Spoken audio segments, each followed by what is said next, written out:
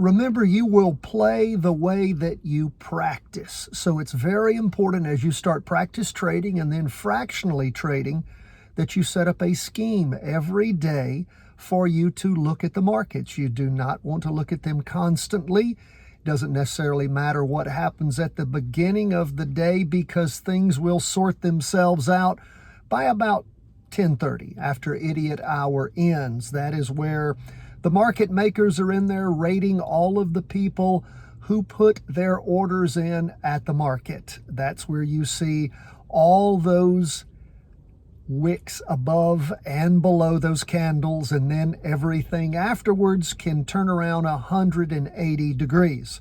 So don't be one of those kind of guys. No market orders ever. Everything is always going to be a limit order.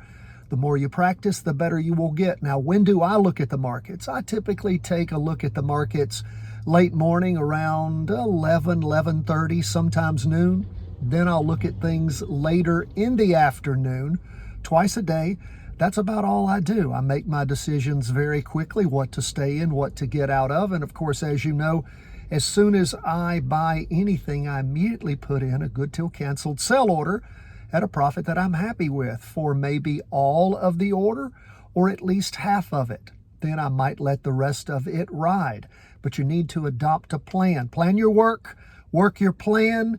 Don't sit there all day long watching the market tick. You will drive yourself crazy and you will make bad mistakes because you will overthink everything. God bless. All the best from the whole team at Charting Wealth World Headquarters.